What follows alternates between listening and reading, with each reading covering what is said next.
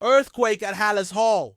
3 ultra-secret leaks have just decided our fate in 2025. First, Poles hunting a DE from the 49ers in a trade so outrageous the league might intervene. Second, Ben Johnson's covert scheme with 2 RBs to terrorize the NFC North. Third, Caleb Williams' crippling ACL flaw and the shocking fix underway.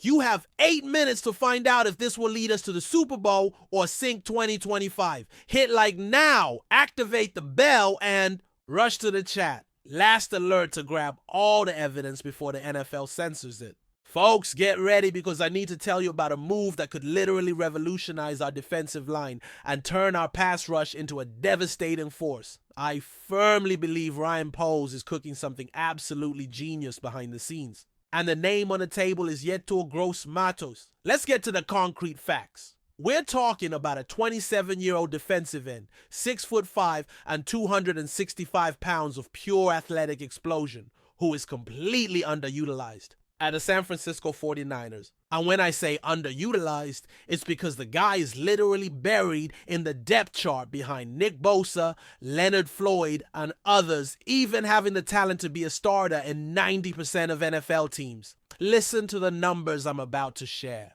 with you, because they are absolutely impressive. Gross-Matos is coming off a 2024 season where he battled injuries in the first half.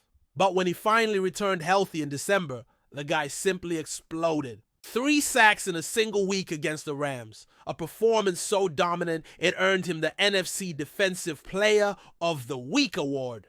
I ask you, was this beginner's luck? Absolutely not. The guy has explosive potential being wasted in California, but let's dive even deeper into the technical details that make him a perfect addition to our defensive scheme. Gross-Matos possesses a rare combination of size, speed, and technique that fits perfectly in Dennis Allen's system. Standing 6'5" and weighing 265 pounds, he has the ideal size to play both as a 4-3 defensive end and a 3-4 outside linebacker, providing tactical versatility that Allen loves to exploit. His combine measurements are still impressive, 40 yards in 4.58 seconds, elite for his position, a vertical jump of 35 inches, and a broad jump of 10 foot 2 inches. These numbers translate athletically on field into off-the-snap explosion, the ability to convert speed to power, and the agility needed to execute stunts and complex games on the defensive line. The real problem we face, and that every intelligent fan recognizes, is our lack of depth in the pass rush. If Montez Sweat or Dyer Odeyingbo suffer any type of injury, and injuries happen in the NFL, folks, our pass rush becomes completely exposed and vulnerable. Austin Booker is on injured reserve. Darrell Taylor is still adapting to the system. And we absolutely cannot live dangerously like this in a league where quarterback pressure determines games. The trade proposal circulating behind the scenes is simply genius in its simplicity. A 5th rounder in 2026, with incentives that can turn it into a 4th rounder if Gross-Matos gets 8 sacks in the season. I tell you with complete conviction, this is not just a bargain. It's practically daylight robbery. Let's analyze the immediate impact this acquisition would have on our defensive front. Dennis Allen would gain tactical flexibility to create constant rotations, keeping our rushers fresh throughout the 4 quarters. Imagine Sweat and Gross-Matos alternating in specific packages. Or better yet, both on the field simultaneously in obvious passing situations, creating matchup nightmares for opposing offensive coordinators. San Francisco would probably accept this proposal without hesitation, as Gross-Matos clearly isn't in Kyle Shanahan's long-term plans. They need help in other positions and prefer to convert an unused asset into a draft pick that can be developed. For us, it would literally be the missing piece to complete our defensive puzzle, turning a good unit into an elite one. The chemistry between Gross-Matos and our defensive backs would be instantaneous. More pressure on the quarterback means more time for our coverages to work, fewer precise hot routes from opponents, and more opportunities for turnovers. Jaylon Johnson, Tyreek Stevenson, and Elijah Hicks would benefit enormously from a more consistent and deeper pass rush. Now, let's dive into the absolute bombshell Ben Johnson dropped about DeAndre Swift. Travis Homer, and the implementation of a completely revolutionary offensive strategy that could redefine how football is played in Chicago. I'm telling you, without exaggeration, what's happening in our backfield could be the key to unlocking our full offensive potential and creating the type of attack that turns rookie quarterbacks into superstars. Johnson is implementing what I call a system of absolute contrast. Two running backs with completely opposite and complementary skill sets that will create game planning nightmares for defensive coordinators. Swift is the modern speed back prototype, and Homer is the old school power runner who will break faces and wills at the line of scrimmage. But let's break down the technical details that make this strategy so brilliant, because there are layers of complexity here that most fans don't realize. DeAndre Swift, at 5'9" and 210 pounds, possesses a unique combination of vision, cutting ability, and breakaway speed that makes him lethal in space. His combine measurements are still impressive: 40 yards in 4.48 seconds, cone drill in 6.94 seconds, elite agility, and 20-yard shuttle in 4.21 seconds. But here is the real problem Johnson needs to solve, and it's where technical honesty becomes crucial. Swift had serious issues with yards after contact in recent seasons. The numbers don't lie, only 1.8 yards after contact on average during his time with the Eagles. This is concerning because it shows a tendency to go down easily when meeting initial resistance. I ask you directly, how do you build a truly dominant ground attack with a main back who historically doesn't break tackles and avoids physical contact? The answer, and Johnson understands this perfectly, lies in constructing the protection pocket and creating clean running lanes before the contact point. Here's where our offensive line becomes absolutely crucial. In Detroit, during the seasons where Swift thrived, 2021 to 2022, he was averaging 3.4 yards before contact. This means the line was creating massive running lanes, allowing Swift to attack the second level with momentum and space to utilize his speed and cutting ability. If our offensive line, anchored by All-Pro Joe Thuney, with Braxton Jones, Darnell, Wright, Jonah Jackson, and Drew Dowman, can replicate this type of run-blocking consistency, we put Swift exactly where he is most dangerous, in open field situations where defenders have to tackle him one-on-one in space. Travis Homer represents the opposite end of the spectrum, and it is here that Johnson's genius truly manifests itself. Homer, at 5'11" and 220 pounds, is built differently. Lower center of gravity, superior core strength, and a completely different mindset towards contact. Where Swift avoids hits and uses finesse, Homer actively seeks contact and thrives in physical confrontation. During training camp and preseason games, Homer consistently demonstrated the qualities our offense has been missing: vision between the tackles, balance through contact, and the crucial ability to break arm tackles and fall forward for extra yardage. These might seem like small details, but they are exactly the type of consistency that transforms good drives into touchdown drives. Johnson has already proven in Detroit that he understands how to utilize this contrast strategy. For 3 consecutive years, he coordinated offenses that ranked among the top 5 in the league in total yards and scoring. The combination of Jahmyr Gibbs, a speed back similar to Swift, and David Montgomery, a power runner comparable to Homer, created matchup nightmares that defensive coordinators never fully solved. Let's analyze the game planning impact. When you force defenses to prepare for 2 completely different running styles, you're automatically creating confusion and hesitation. Linebackers can't commit fully to stopping power runs because they have to respect Swift's breakaway speed. Safeties can't cheat for deep coverage because they have to account for Homer's ability to break tackles and convert short yardage situations. And here is where Caleb Williams becomes the ultimate beneficiary of this strategy. When defensive coordinators have to dedicate extra resources and mental energy to stopping our ground game, this automatically opens up opportunities in the passing game. Play action becomes more effective, bootlegs create easier throwing windows, and RPOs, run-pass options, become virtually unstoppable when executed properly. The timing of this implementation is perfect because Williams is still developing his comfort level with NFL speed reads and pocket management. Having a consistent ground game removes pressure from him to carry the entire offensive load, allowing him to focus on accuracy, timing, and building chemistry with our receivers.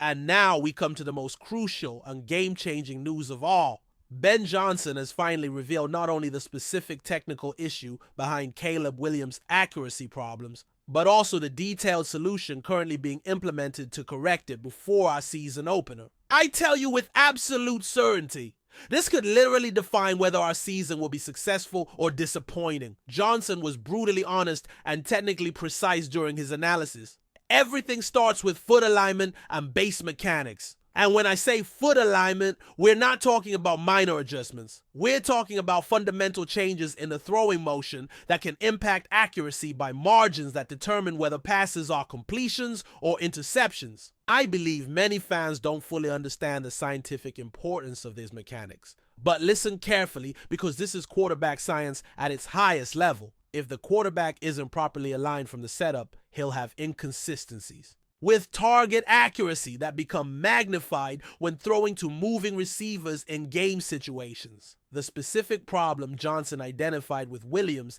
is fascinating from a technical standpoint. When he throws to targets moving from right to left, cross body throws, he consistently tends to throw behind receivers instead of leading them to where they're going to be. Johnson explained, you have to train yourself to throw to where he's going to be, not to where he is right now.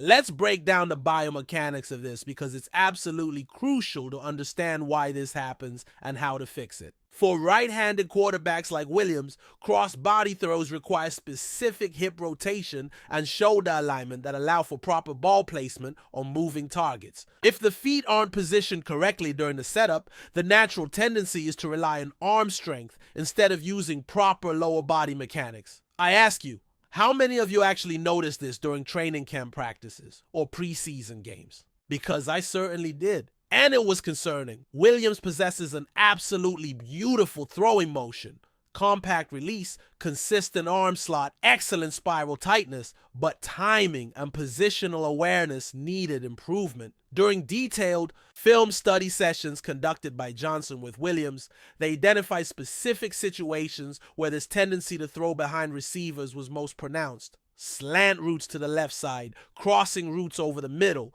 and especially comeback routes where receivers are breaking back towards the quarterback. The solution being implemented is multifaceted and requires both physical repetition and mental reprogramming. First, Williams is working daily on footwork, drills specifically designed to improve his base alignment when setting up for throws. Second, he's practicing timing drills where he has to anticipate receiver movement instead of reacting to where they currently are.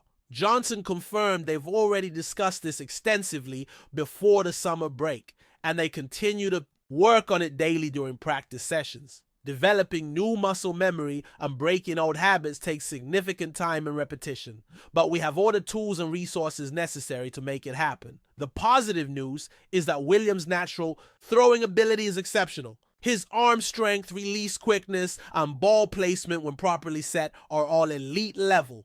There's nothing mechanically wrong with his actual throwing motion itself. It's simply a matter of better alignment and anticipation timing. Ryan, Poles has given Williams every possible weapon to succeed offensively. Luther Burden III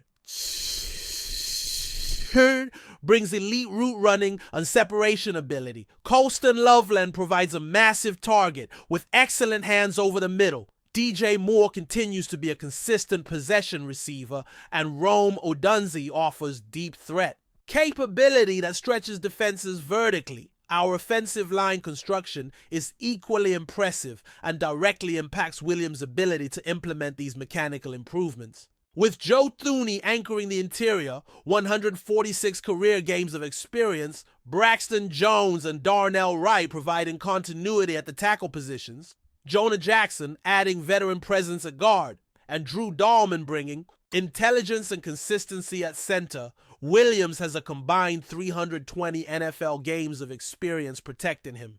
This protection quality allows Williams to have confidence in his pocket presence, which directly translates to better foot alignment because he doesn't have to rush his throwing motion due to immediate pressure concerns. When quarterbacks feel rushed, they tend to revert to old habits instead of implementing new mechanical improvements. The crucial question now is timing.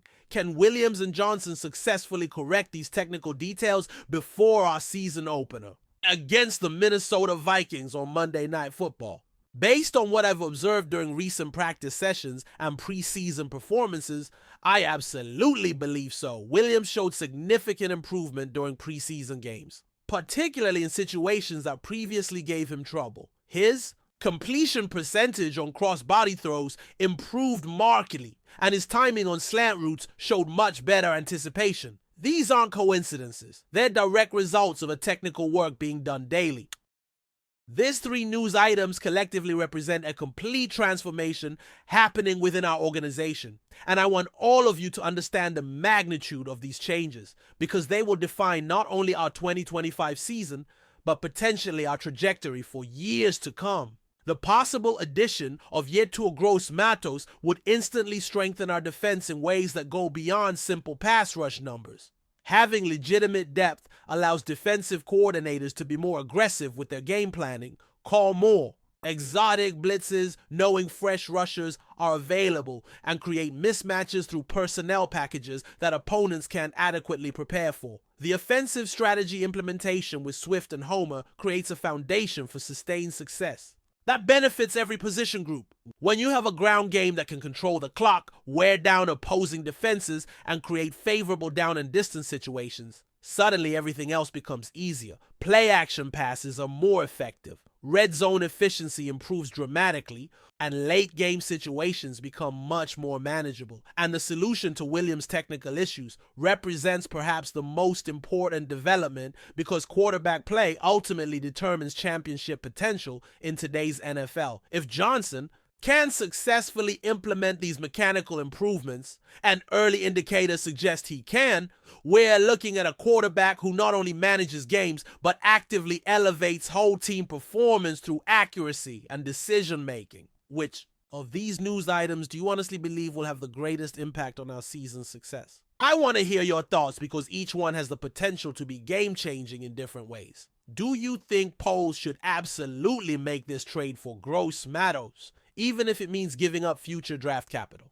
Consider that we're in a competitive window right now with Williams on his rookie contract. Making moves like this strategically sensible, even if they cost us future picks. Will a dual back strategy with Swift and Homer actually work consistently against elite defenses? Or are we setting ourselves up for predictability that good coordinators will exploit? Johnson's track record suggests it will work, but NFL defenses are constantly evolving and adapting, and most crucially, can Williams realistically correct years of muscle memory and implement new throwing mechanics in time to make a difference? During our most important games, the answer to this question literally determines our playoff chances. If you're a true Bears fan who wants to stay completely informed about every exclusive development, insider information, and detailed analysis, you absolutely need to subscribe to this channel right now.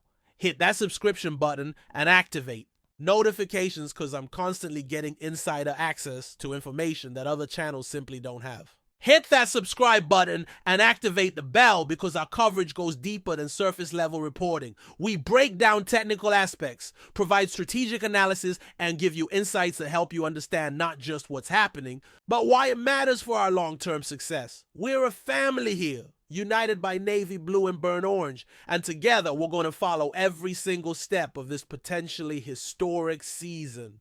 Leave your detailed opinions in the comments. Share this with fellow Bears fans who need to know this information, and we'll see you in the next video with more exclusive news from our franchise, our Bear Down family. And remember, these are the moments when championships are built, not just through talent, but through smart decision-making, technical improvement, and strategic planning that we're seeing right now from Ryan Poles, Ben Johnson, and our entire organization. Our window is open, our pieces are coming together, and this could legitimately be the beginning of something special in Chicago. Don't miss a single moment of this journey because history might be being made right before our eyes.